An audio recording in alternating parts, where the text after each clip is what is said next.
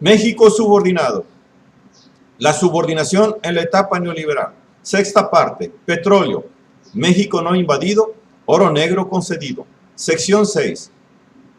Esta es una obra del maestro Héctor Alejandro Mora Gallardo. Lo que se puede identificar con varios casos conspicuos de personajes de relevancia que murieron en condiciones de sospecha tras de haber efectuado una labor que afectaba el flujo de la sustancia negra al sistema sanguíneo de la industria y el transporte del primer mundo. Enrico Mattei, quien fuera director de la Compañía Nacional Italiana de Petróleo en los años 50 y principios de los 60, siendo también fundador de ENI, fue uno de los líderes independientes que le presentaron batalla a las 7 hermanas, prefiriendo aliarse con los productores y otras compañías petroleras menores, consiguiendo también un acuerdo con el Shah de Irán que no tenía las habituales condiciones leoninas impuestas por los oligopolios noratlantistas, procurando obtener contratos similares con otros países del norte de América. Y peor aún, habiendo concertado un acuerdo con los rusos para importar petróleo a buen precio a Italia, iniciando una guerra de precios en Europa que afectaba en primera instancia a las poderosas Exxon y a British Petroleum, BP. Batallador personaje que, para colmo de la cresta imperialista, contribuyó a la creación de la OPEP. Personaje, pues, que resultó demasiado incómodo. Se puede considerar que el factor italiano por sí solo no significaba gran cosa en un mercado petrolero controlado por los oligopolios atlantistas y que sus empresas estaban por quebrar. Pero es el caso de que su muerte no deja de revelar la mano negra imperialista. En octubre de 1962, el avión de Enrico Mattei despegaba de un aeródromo de Sicilia, estrellándose sin dejar supervivientes.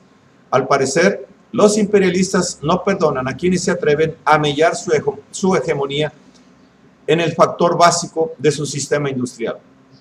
No debe extrañar que algunos líderes del movimiento emancipador de los países árabes en base al manejo del petróleo hayan terminado sus vidas víctimas de sicarios, siniestros y o procedimientos ocultos. En un lugar preponderante de la sospecha homicida causada por la mano negra imperialista se da el caso de la muerte del líder egipcio Gamal Abdel Nasser, acorde con una información publicada en Los Angeles Times en marzo de 1971. Habría fundadas sospechas de que el presidente egipcio no murió de muerte natural. Dicho esto por el doctor Albert Sabin, inventor de la vacuna oral contra el bacilo del polio. En Tel Aviv, Sabin dijo basar su suposición en información que le transmitió personalmente un miembro de las Fuerzas Armadas egipcias que escapó antes de que fuese Nasser eliminado por una enfermedad inducida. Nasser muere en el Cairo al sufrir un ataque cardíaco, después de haber despedido al rey Hussein de Jordania y a Yasser Arafat, a quienes había concertado para detener un conflicto palestino-jordano en ciernes. Los informes refieren que de manera inexplicable la ayuda médica tardó mucho en llegar, muriendo 2 horas y media después de haber padecido el colapso. En el caso del rey Faisal, el monarca saudita fue asesinado en abril de 1975 por un príncipe miembro de su dinastía, quien se había educado en universidades estadounidenses liberales, crimen que aconteció después de que el rey tuvo un desaguisado con Henry Kissinger, Big Pig, motivo por el cual declaró que había perdido la confianza en el secretario de Estado de los Estados Unidos.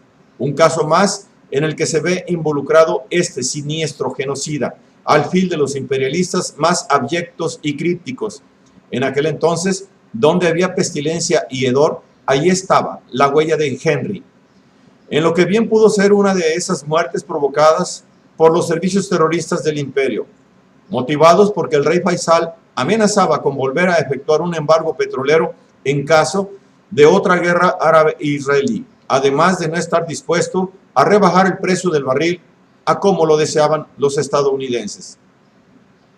¿Ocurrirá algo similar ahora con el presidente de Venezuela, Hugo Rafael Chávez Frías?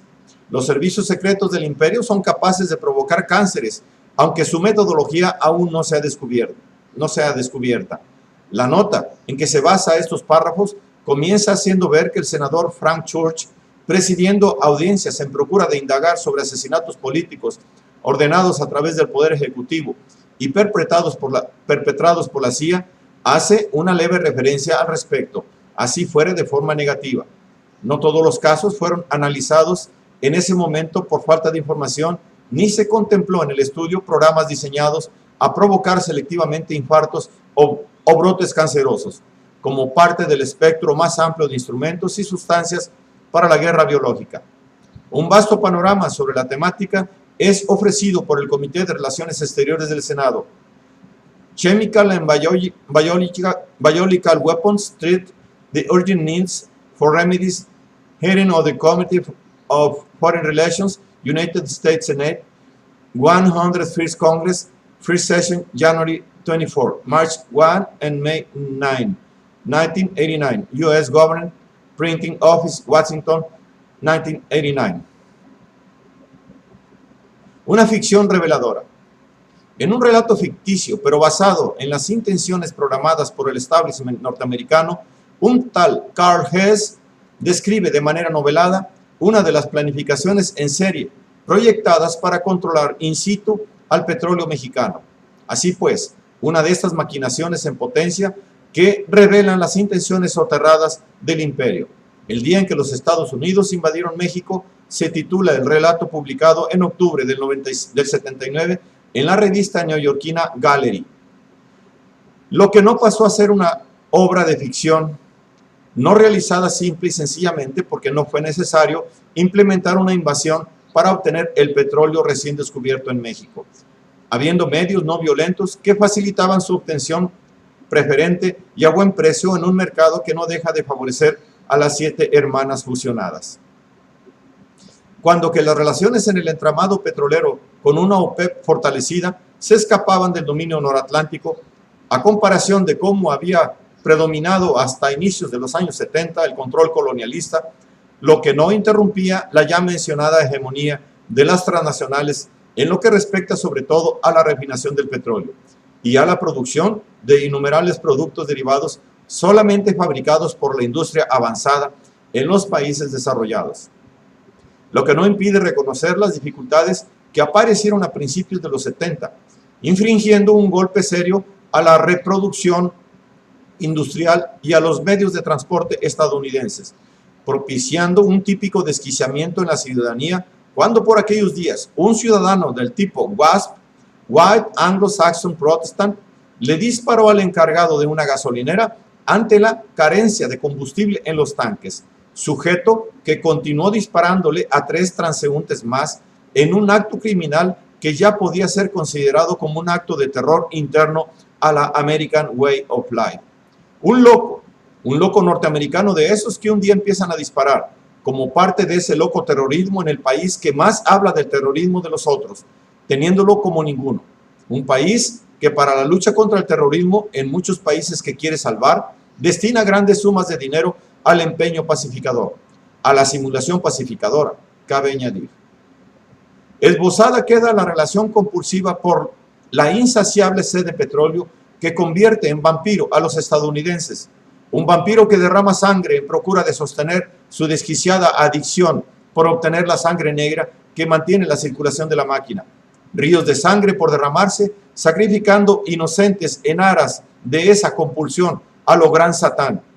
La escasez petrolera obviamente que desquicia por completo al sistema y la respuesta gubernamental radica en controlar a los sindicatos para detener las huelgas e incrementar la potencialidad de los aparatos policiales, orden interno para abalanzarse sobre el exterior en procura de satisfacer al vampiro chupa chapapote.